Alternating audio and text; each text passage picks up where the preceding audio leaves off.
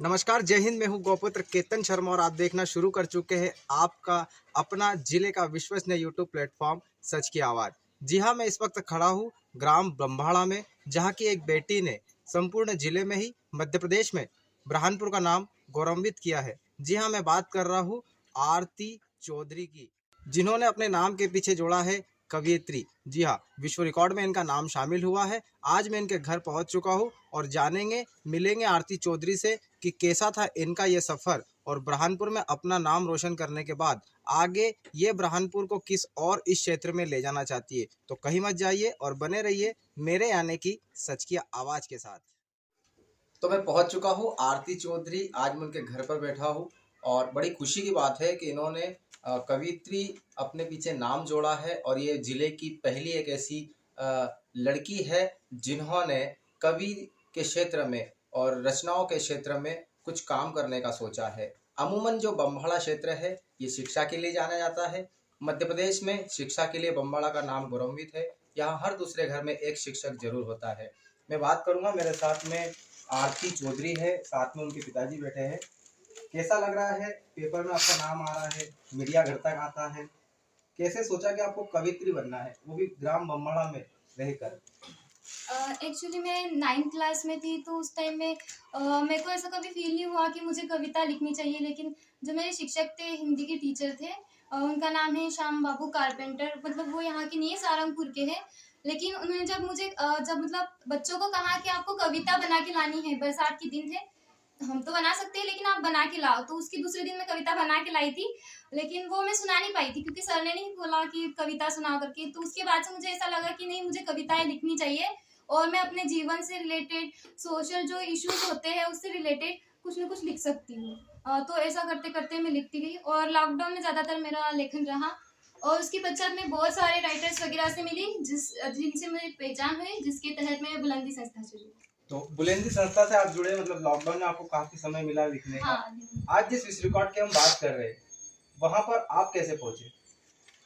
Actually मेरे contact में एक राइटर थे, पायल पांडे जी। उनके द्वारा मैं बुलंदी संस्था तक पहुंची। बुलंदी संस्था के जो संस्थापक है बादल बाजपुरी जी, इन्होंने पिछले बार भी विश्व रिकॉर्ड बनाया था 207 घंटे का। तो उन्होंने सोचा था कि जैसे 400 घंटे का वो रिकॉर्ड फिर से बनाएंगे खुद का रिकॉर्ड तोड़ने के लिए।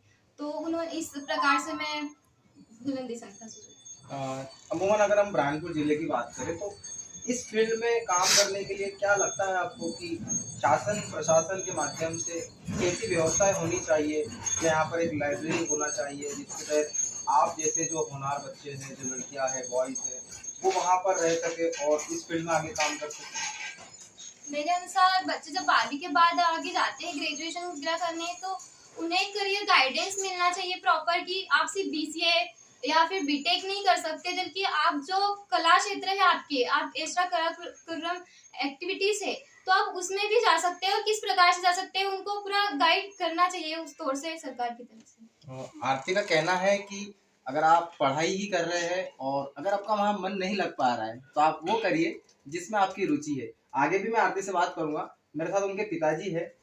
सर, कैसा लग रहा है, आपकी बेटी ने जिले में नाम कमाया है, आज पेपरों में नाम आ रहा है, मीडिया घर तक आ रहा है, गर्व हो रहा है बेटी पर? बहुत खुशी हो रही है। अच्छा, बहुत खुशी बहुत हो रही है। खुशी हो रही है, आपके चेहरे से भी झलक रहा है। आप खेती किसानी का काम करते हैं? हाँ, खेती किसानी। बेटी को पूरा समर्थन है कि आपको जो करना है वो करिए? हाँ, बेटी को पूरा समर्थन है। तो ऐसे ही पिता जब होते हैं और जो पूरा समर्थन देते हैं तो निश्चित रूप से जो बेटी होती है वो इतिहास ही लिखती है। आरती बताइए, जो आपने जिस कंपटीशन में भाग लिया था तो वो क्या वर्चुअल था या आप वहाँ गए थे? वो सम्मेलन वर्चुअल था, 400 घंटे चला था, 21 अगस्त से लेकर 7 सितंबर तक। तो 400 घंटे में ऐसा था कि विश्व के 35 देशों के कवि कवियत्री वहाँ पे सम्मिलित थे, तो उनको टाइम स्लॉट दिया गया था, उसके अकॉर्डिंग था। और मेरा 24 अगस्त को था, तो 4 घंटे का हमें समय मिला था। उसके अंतर्गत 6 से 7 लोग 4 घंटे में मौजूद थे। तो 4 घंटे में मौजूद थे और संचालक थे जिनके तहत हमारा सम्मेलन हुआ था। अगर मैं आपसे कहूँ कि हमारे सच की आवाज़ के दर्शकों को अगर आप कुछ सुना दे तो वो बेहतरीन 4 पंक्तियाँ क्या होंगी सच की आवाज़ के लिए? करने को तो काम बहुत है, वस्तु पर आराम बहुत है। बड़ा हूँ मैं, सर जिम्मेदारियां है, जीवन में चक्का जाम बहुत है। ख्वाब मेरे बड़े और अनगिनत है, आने अभी काम के पैगाम बहुत है। पैसा कमाने निकलना है यारो, परिवार चिंतित और बीमार बहुत है। सीख रहा हूँ काम के सलीके, सीख रहा हूँ काम के सलीके, देखना अभी अंजाम बहुत है। सीढ़ियाँ मैं चढ़ रहा हूँ अनेकों, सीढ़ियाँ मैं चढ़ रहा हूँ अनेकों, देखते हैं कौन कमाता नाम बहुत है। मुश्किलें है रास्तों में कई गालिब, मुश्किलें है रास्तों में कई गालिब, समस्याएं है तो समाधान भी बहुत है। कच्चा टूटा है घर मेरा, गांव में बने हुए पक्के मकान बहुत। बहुत ही खूब। आखिरी की जो पंक्ति थी उसमें काफी एकदम लगा। ये आपके द्वारा ही लिखी थी? हाँ, ये मेरे द्वारा लिखित है, मैं स्वयं लिखती हूँ। तो निश्चित तौर पे आपने शहर का नाम ऊंचा किया है और शुभकामनाएं हमको कि हम जल्द आरती चौधरी को बड़े मंच पर इस प्रकार की कविताएं, इस प्रकार के वीर रस हम देखने को हम मिलेंगे हमें। एक आखिरी सवाल मैं आपसे करूंगा आरती, जिस प्रकार से इस वक्त जो देश में माहौल है, कई जो बेटियां हैं वो लव जिहाद में पड़ रही है, 35 टुकड़े बेटियों के हो जाते हैं। एक एज अ कवित्री जो खुद लिखती है, समझती है, क्या लगता है आपको कि आगे आप वीर रस के माध्यम से जो मातृशक्ति है उसको एक मैसेज देना चाहेंगी? और अगर मैं आपसे अभी कहूँ कि क्या आप मैसेज देना चाहोगी हमारी बेटियों को, तो कैसे कहेंगे आप? एक्चुअली ना, अपना परिवार, आपका परिवार आपके लिए जो करता है ना, बाहर का कोई इंसान आपके लिए नहीं कर सकता। इसलिए जो आपके लिए लड़ रहा है, आप उसके लिए लड़ो। जिनको आप पहचानते नहीं, जिनको आप पूरी तरह से जानते नहीं, उनके साथ आपको रहने का कोई अधिकार ही नहीं है। और क्यों हम अपने परिवार को छोड़कर दूसरों पे बहुत जल्दी यकीन कर लेते हैं। तो मेरा ये मानना है कि अगर तुम दूसरों के लिए संघर्ष कर रहे हो तो तुम्हारे माता पिता के लिए करो, क्योंकि वो बहुत संघर्ष कर रहे हैं, उनको ही पता है।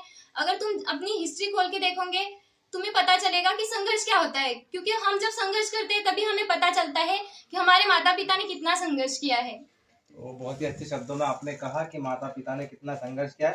आरती, आपको फ्यूचर के लिए बेस्ट ऑफ लक, और हम यकीनन चाहेंगे कि आप बहुत जल्द एक बड़े मंच पर आए और हमारे जिले का नाम ऐसे गौरवित करें। तो ये थी आरती चौधरी, जिनका कहना है कि अभी हमने शुरुआत की है और इस कवित्री के क्षेत्र में आगे बहुत कुछ और करना है। ऐसी प्रतिभाओं को सामने लाना हमारा मकसद होता है, इसलिए आज हम पहुंचे थे ग्राम बम्बाड़ा। ऐसी लेटेस्ट खबरों को जानने और देखने के लिए बने रहिए सच की आवाज के साथ। अगर आपने अभी तक हमारे चैनल को सब्सक्राइब नहीं किया है तो चैनल को सब्सक्राइब करिए, बेल आइकन की घंटी दबाइए, ताकि ऐसे ही मुद्दे आपको देखने को मिलते रहे। वीडियो एडिटर अरुण महाजन के साथ कैमरा पर्सन सत्यम बालकर, केतन शर्मा, सच की आवाज।